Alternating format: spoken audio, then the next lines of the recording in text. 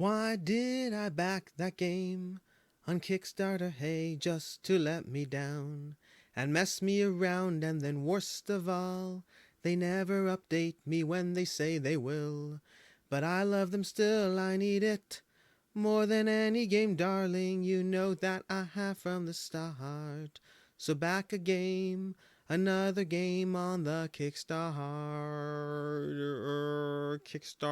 That's the one. Anyways, that is not something I wanted to do, but it has been a long time, and so I do occasionally try to sometimes sing just to, I don't know why I do this. In any case, starting off the top, we have a bunch of we have one cancellation, a bunch of Kickstarters that aren't yet funding, and then a few, well, other stuff. So to begin with, we have Impression over here. Impression, unfortunately, canceled. It seems like it was a combination of the high price point, or really I shouldn't say combination. Primarily, it seemed to be that there was a lot of back and forth on the high price point. They pledged to come back. They're going to be coming back on, where they said they're coming back later, reboot 29th of September. So they're coming back 29th of September. Not a lot of time to change things, but hopefully they adjust, pivot, or whatever it is. They already hit enough that it looked like they were trending towards funding, to be clear, but they said they're going to reboot and come back. From there, and if you didn't watch this video last week, the first few, the ones, campaigns that aren't funding, I'm going to approach from a very high level. Here's a game, if you want to check it out. Campaigns that are funding or look like they're going to fund are going to get the usual coverage of me, covering whether it makes sense to back it, financially, all that stuff. But for the first few, we have a bunch that aren't yet funding, and starting off, we have Everbane. Everbane is a role-playing card game. It really does not seem to be getting any kind of real support. This is not my genre at all. If it's something that you're interested in, by all means check it out. There'll be a link down below. From there, we have INKAS the Legend miniature board game, which this is an interesting one. If you watch the video is fascinating because it is simultaneously incredibly well done in some aspects, but also not well done in other aspects, at least in my opinion. It's a weird hybrid, although they do have golden llamas, so if you want golden llamas, this is your opportunity to get them. The game looks very interesting. Like I said, it's a very weird space where it looks both well done and not well done. That might just be a cultural divide kind of situation. I mean, the art, the graphics, it's a weird space. This is in a weird space. Check it out if you're interested. Like, again, watch the video. It's a minute and a half of enough stuff there that I'm actually kind of interested despite myself from a personal level. But again, not talking about the financial aspect. And sadly, it does not look like it's currently funding. We'll see how that plays out. From there, we have Escape Deathrace 2182 Micro, which this is a micro game. Now, it does have both a micro game, as you can see over here. It's a racing micro game. The video will do a great job showing you what the game is like. So if you just watch the video, you'll get a very good feel for the micro game that's selling itself to be. It's basically cars, death race, fighting giant monsters on the track, a bunch of interesting stuff. And they do have a deluxe $69 pledge level in case you want to get a bigger box. Let me see if I can find it over here. They have a bigger box option somewhere down here. Here we go. They have a bigger box. I don't even know the size of this box, but this will give you more stuff if you wanted, a bigger box version of this micro game. From there, we have Atma, a role-playing card game, and this is where we start to get into campaigns that seem to be funding. And so for the rest of these, and there's a good 10 campaigns this week. Next week is where it's going to be really expensive, because whatever, we'll come to that. In any case, Atma is basically a role-playing card game, and this one it's from the creators of a Shipwreck Arcana.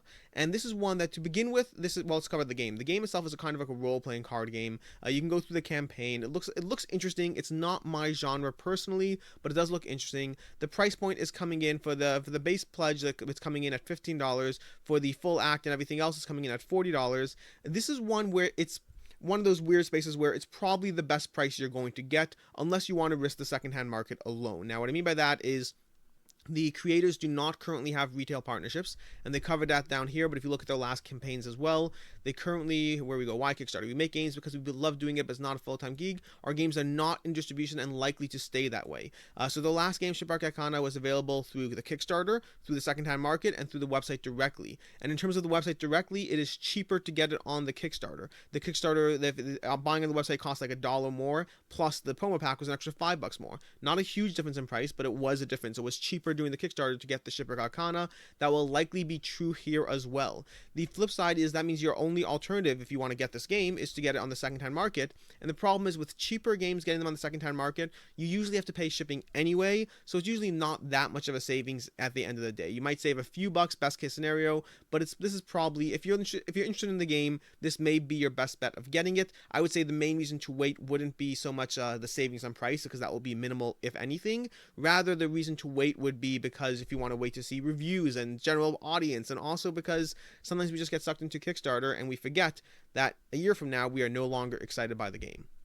From there we go to Flourish. Flourish is an interesting one. This is being done by Starling Games, and it's one that I am simultaneously super interested in and also not backing for myself. And I'll tell you why. Now, to begin with, this is by the creators of Everdell. Shares, I believe, one of the artists is in common with Everdell, but the whole game is from the creators of Everdell.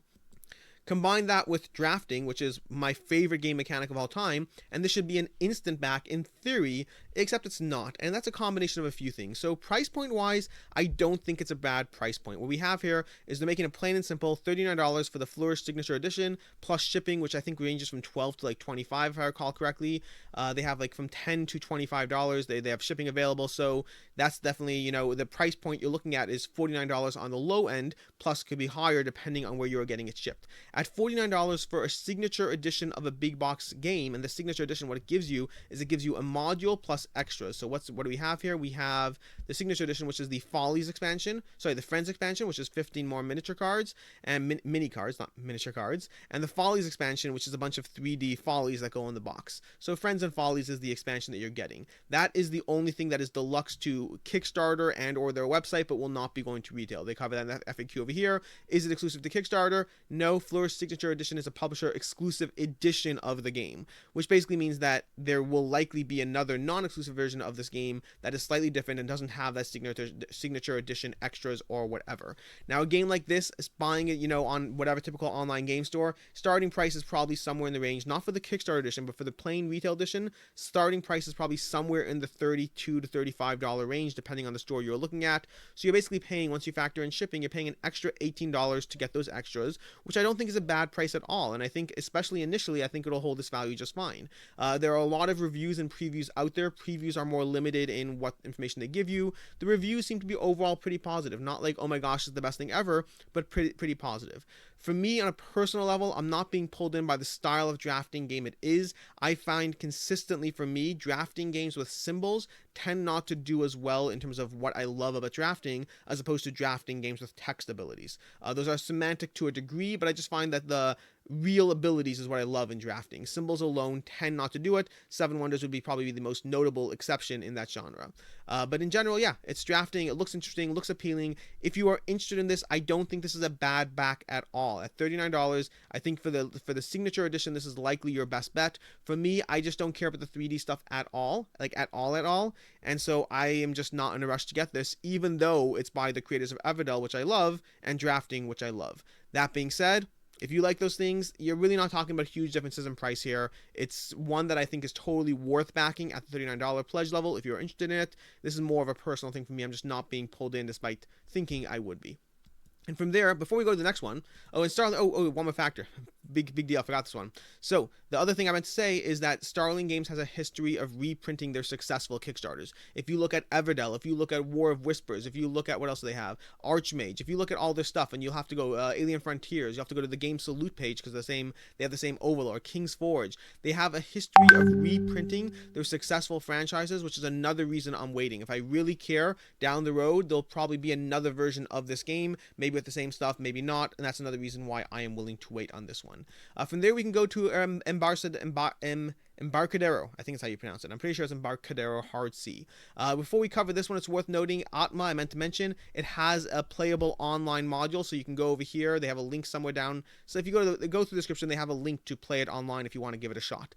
And the reason I remember that is because Embarcadero is also one that is playable online. They have a tabletop simulator available, so if you're interested in this game, you can check it out on Tabletop Simulator. Here we go, Tabletopia, not Tabletop Simulator. So they have a Tabletopia version of this game. Embarcadero is playing out, it's by Renegade Games, and it's playing out I think it's San Francisco, where they're building out the city on basically on the docks of ships. And they have the gameplay actually looks super appealing. The gameplay looks, you see over here, they have a ship, and then they're building buildings on the ship. And they play that out in the game. They have a ton of little building structures that go on the actual ship. So there's a lot of 3D plastic components that go into the game, which is relevant when you look at that price point, because the price point here is $60 plus shipping, and shipping will be roughly 10 and go up from there.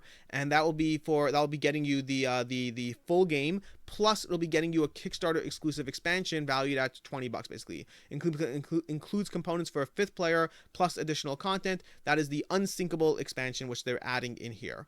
The problem is the price point. The retail edition wasn't listed that I could find anywhere, so I couldn't find what the official MSRP will be. I'm guessing in the range of $60. There's a lot of plastic in this game. This is not, every single one of those buildings is plastic, and so this is not one of those games it's going to be a $42 price point or whatever it is, or I should say a $30 price point. Rather, you'll be getting it from Miniature Market or whatever online store you go to for somewhere closer to the $42 to $48 price range if I had to guess. Granted, they are giving you an extra $20 expansion for free. Once you count shipping, it kind of negates out. At the end of the day, I think the price point here is reasonable, but not great, meaning you're basically paying roughly $72 once you factor in shipping on the low end, meaning depending on what shipping you'll be paying. So roughly $72 to get this game, and you're getting a $20 expansion out of it, which is nice. That basically is the extra money you're paying for it. So if you think you care about the expansion, then go ahead and whatnot. If you're on the fence as to whether you'll like the game, check it out on Tabletopia, because it looks intriguing. Honestly, the game looks pretty simple. 3 rounds, 5 actions per player, taking different actions with multi-use cards, lots of different things you can do in this game. It very much looks like my genre. Personally, I'm just not personally pulled in by the theme of it more from my end. But yeah, overall, it's a good buy, or a decent buy without being a particularly great buy. It's a decent amount of money, and I can easily see this hitting the secondhand market a little cheaper, but in terms of retail, it balances out with that expansion. From there, we go to, well, that's not Terra Below. Terra Below is Renegade's prior game, which I had up for reference purposes. From there, we go to Automated Alice, a cooperative dice game. This is one where it falls into that category of it might be your best opportunity to get this game at the price point, because there's just not a lot of people who are backing this game. It will probably fund 8,300 out of 11,000, 20 days to go. It'll almost certainly fund, but it's going to fund with a handful of people, like with 350 people, maybe 400, which means your chance of getting that copy on the secondhand market are just slim. And once you factor in shipping, you're not talking about much of a savings. They have 2 pledge levels here, $29 for the base game. It's a cooperative dice placement game to manage the clues of the case. It looks like a nice family weight game, not going to blow the park out of whatever in terms of strategy, but looks like a fun little simple game. $29 for the base pledge and $39 for the exclusive signature edition. This is one of those rare cases where I'd probably say go with the base pledge instead, because the signature edition is charging you $10 extra to get exclusive print, which you might care about, which I guess is subjective to the individual person, as well as the exclusive case file. Each you have all these case files, each with a character with a different ability, and you'll get one exclusive case file for an extra $10. To me, for the game that it's giving me, I'd rather save the $10. I don't know for sure how it's going to play on the secondhand market, but again, because of the low audience, there's not going to be a big secondhand market for this game. This might be your best opportunity to get the game. Sure, it'll cost you $30, $40, well, more than that because of shipping, so $40, $50 to get this game. But yeah, it might be your best opportunity to get it, but I do not think you'll be able to sell it for what you paid. I don't think it's going to hold its value in that sense, but it might be your cheapest opportunity to get it now. From there, we go to Into Deep. Into Deep, I did a full video and a full review on it, and by the time you're watching this, you're probably going to actually refresh the page. I don't think there's any new updates yet. By the time you're watching this, there will be a new update, I assume, because we're about to hit that first stretch goal, which is basically they are adding in the ghost character. So at 56.9, they are going to be adding in the ghost character. I saw a comment in my last video, thank you very much, where it said that they have a total planned of 10 characters that they mentioned in an interview at some point. So they have the 6 from the base game plus 1 already, about to hit. Sounds like there'll be 3 more. Plus they have these 3 reveals, which may or may not be optional buys. They may be extras, optional buys, components, inserts, whatever. But 3 reveals sounds fun. I'm interested. I'm intrigued. Overall, we have to wait to see at the end of the campaign. But overall, I think this is a good back. I think it'll hold its value. Burnt Island Games have historically put out incredibly well-produced games that have done a decent job holding their value. Time will tell as to what actually comes out, but overall, I think Into Deep is a safe back, one worth pursuing, and it's a very, very interesting theme. You can watch my full roundup video or my full should you back it or my full review for more thoughts on Into Deep. From there, we have Bots Up, the bot battling card game. Successfully funded, 12,000 out of 4,000, 300 backers, 26 days to go. This just looks like a light, fun party game. It's almost inherently in the category it's in. It's not going to be one that holds its value. You're basically building out a bot and then fighting each other with a bunch of power cards. Remove a leg from every character. Attack someone here, attack someone there. It's a light, fun party game. If you want to get it, by all means get it. You know, it's going to be between, you have a few options here. You have the original bot at £15 or $20, the upgraded bot for $26, and the exclusive bot for $65, and then all gone. I'm impressed they got this. They had 8 of these, and all of them have been taken. $195 for the executive bot, where you get to name the various head pieces or whatnot. So again, it looks interesting, looks like a fun little card game, fun little party game, but almost inherently in the category it's in, it's not one you're going to get your money back on. Next up from there, we have a hard one. This is Soulgivers. Soulgivers is a straight up, I don't know how to place this one. Now, I'll give you some context. I have some opinions of how it might play out, but there's not a lot to compare this to. Soulgivers is basically an incredibly expensive abstract strategy game. We don't have a lot of those. I mean, it depends what you count, but in general, in our gaming marketplace or whatnot, there's not a lot of these. Now, it will fund. It's $41,000 out of 47, 510 backers, 26 days to go. It will definitely, I shouldn't say definitely, but practically speaking, it will fund.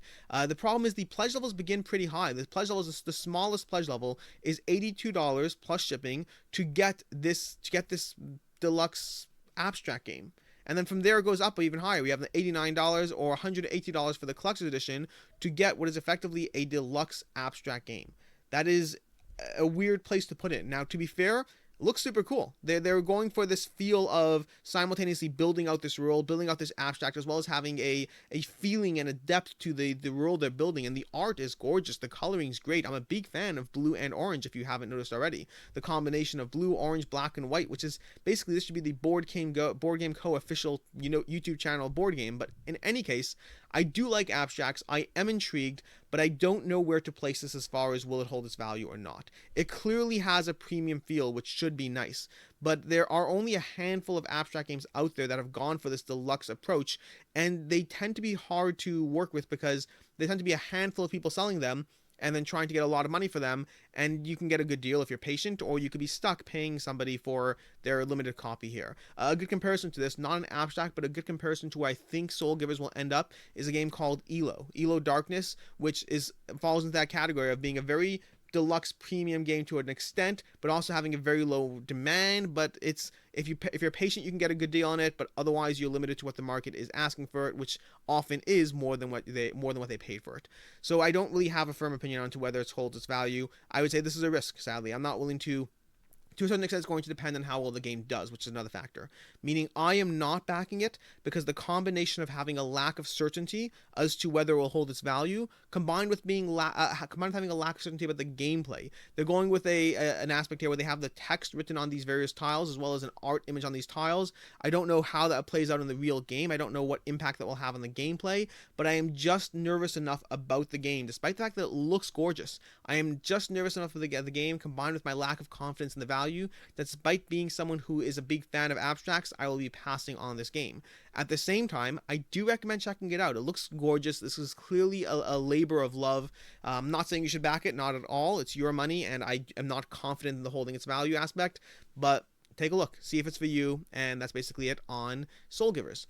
From there, we have Forgotten Depths. Forgotten Depths is a relaunch Kickstarter. The last one did not, unfortunately, fund. This one looks like it's trending towards funding. We had 16,000 out of 26,000, 571 backers, 27 days to go. It looks like it probably will fund. Now, this is not going to retail as of now, which means this is your best opportunity to back it. They said that down here. They have this available via Kickstarter. There are currently no plans. So, again, as of now, no plans for a retail release of the game. Copies funded by this game will go directly to backers. They'll print a few more copies, sell them at conventions or their website or whatever. But this is a non-retail game as of now. And even if it does go to retail, any stretch goals marked as Kickstarter exclusive will not be included. So they have some things marked as Kickstarter exclusive. Why is a Kickstarter exclusive? The whole thing is Kickstarter exclusive because one is a commitment and one is a lack of planning. So that's the difference between the two. As far as the pricing here, we basically have, if you're you're ignoring print and play options, your option here is basically $30 plus shipping. So you're talking around $40 or depending on where you're from to get this game. That also falls into the category of this just might be a best opportunity to get it. If you're interested in this is a very light, interesting dungeon crawler. There are a bunch of videos covering it. Quackalope had a video covering it. We actually just talked about it on our podcast, and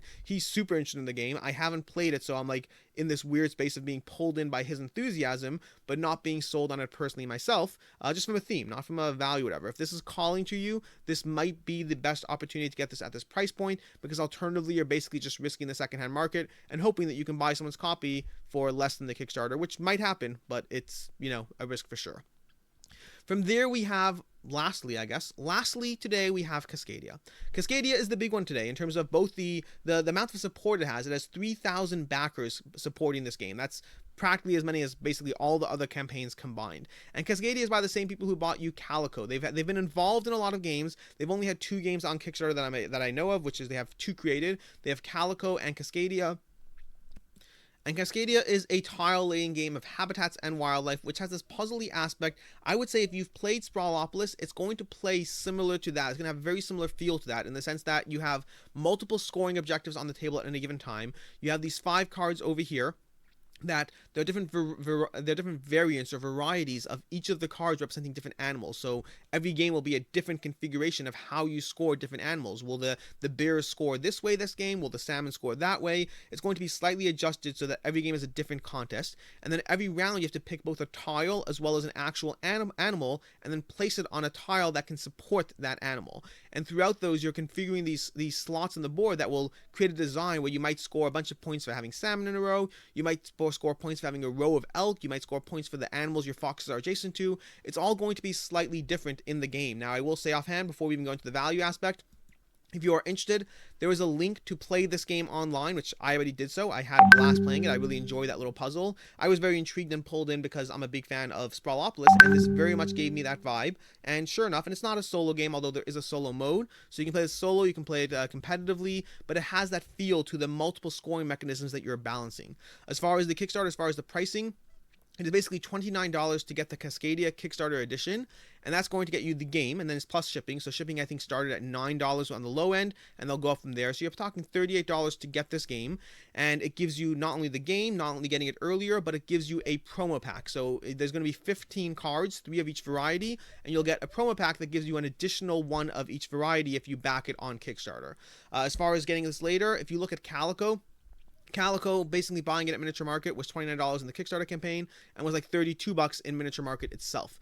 Assuming this follows a similar vein, it'll be $29 right now, or $38 to get the game and $32 to get it at Miniature Market. So the question here is that promo pack worth $6 to you and or getting it earlier? And for me, because I've played it already and because it seems like a game I like and because it is a game that I enjoyed playing online, I will be backing it because for me, the $6 difference is worth getting it earlier, plus worth getting the promo pack. For you, I think it's a good buy. I think overall, like Calico before, it'll hold its value. If you look at Calico on the secondhand market on BoardGameGeek, Calico is definitely a game where they took a similar approach, giving you a little bit extra, and the Kickstarter exclusive version of the game did hold its value on BoardGameGeek. The sales of it are more than what people paid for it for the most part. And so yeah, I think Cascadia is a safe back. And look at the reviews. Anyone from Jeremy Howard to Rado. I mean, you scroll through this page, you can't stop seeing testimonials from people who say how good the game is in different ways. And again, you can try it for yourself. Give yourself 10-15 minutes, play this little game, see how the sequencing plays out. I would say if you're not intrigued by what's happening on this little module on your screen, meaning when you play it yourself, then it's probably not one that you'll be interested in. But if you are intrigued, then it probably is one that you'll be interested in, and that is Cascadia. Until next time, I'm Alex Radcliffe from BoardGameCo. I hope you enjoyed this video, and until next time, have a good one.